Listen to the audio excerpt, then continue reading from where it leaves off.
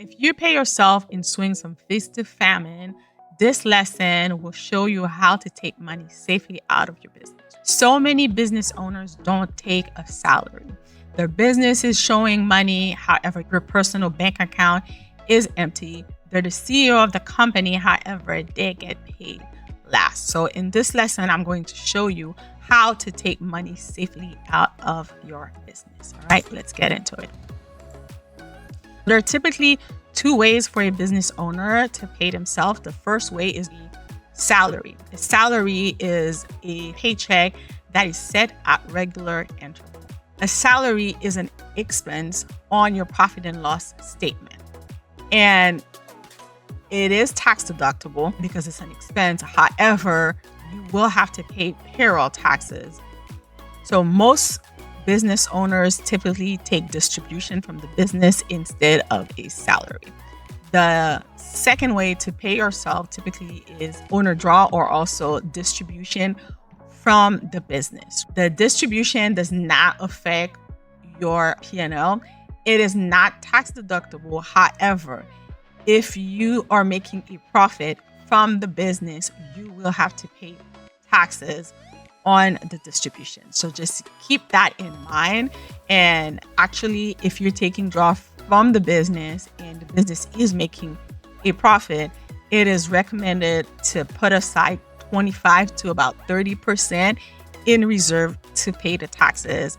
So these are the two ways of paying yourself. Let's walk through an example, the profit versus paycheck trap. So in this example, the first month you invoiced your client $8,000. You didn't receive any cash. However, you drew $3,000 from the business. So the impact is that your cash went down by $3,000. So you can see that there's no impact on your P&L. However, your cash did go down by $3,000. So in the second month, you collected your $8,000. You took another $3,000.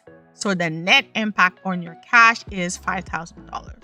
So basically, your profit on paper minus what you paid yourself equals the cash that is left to run the business. Let's keep moving. So many business owners take distribution or draws from their business without using the safe draw formula. Today, I'm going to show you how to safely take distribution from your business. All right. So the starting point is going to be your profit.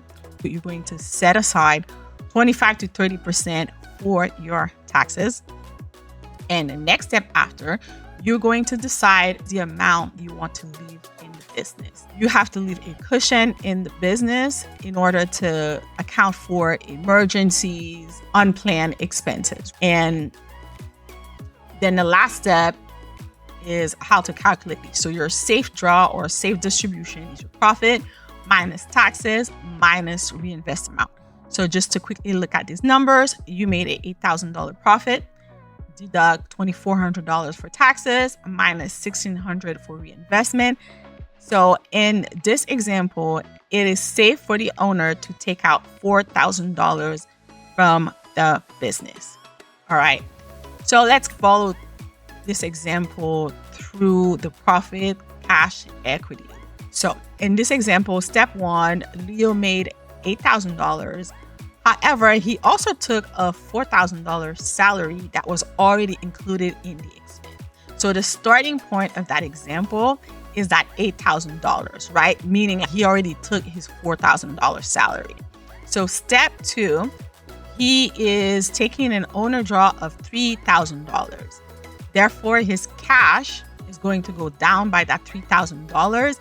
His P&L will not get affected. Step three, the draw changes the equity, the balance sheet. However, the profit did not change. So the insight here is a salary affects profit. The draw affects cash and equity. So in this next slide, you can see what is the main difference between salary and draw, and also what are the tax implications. A salary is a business expense. It is tax deductible, and you do have to pay payroll taxes, whereas the owner draw is not tax deductible. It does not affect the P&L. However, if the business is making a profit, you will have to pay taxes on it. Hence the recommendation that I made to put aside 25 to 30% aside for your taxes. So what are the red flags? Number one, the owner distribution or higher than the profit. You're draining the business of cash. So the first fix would be to increase your collection to make up for that cash. Number two, or no set schedule for the payment. It's not planned. Your business expense is very random. It's going to create issues in planning and your expenses. Lastly, if you're an S Corp, there is a requirement for you to pay yourself a reasonable salary. Check out your IRS website to find out what are the requirements or get with a tax professional. The key takeaway here is you are the CEO. Treat your pay like a real line item. Plan for it. Your pay is not what's left over. It's an expense line item. It's a planned business expense for you, the CEO of your company. This content is for educational purposes only. It's not financial, tax, or legal advice. That's it for today's lesson. This was Vanessa, your CPA from Biz Money Insights and Strategies. Don't forget to subscribe and see you next week in Lesson 9, Expense Control. Thank you so much for watching. Take care.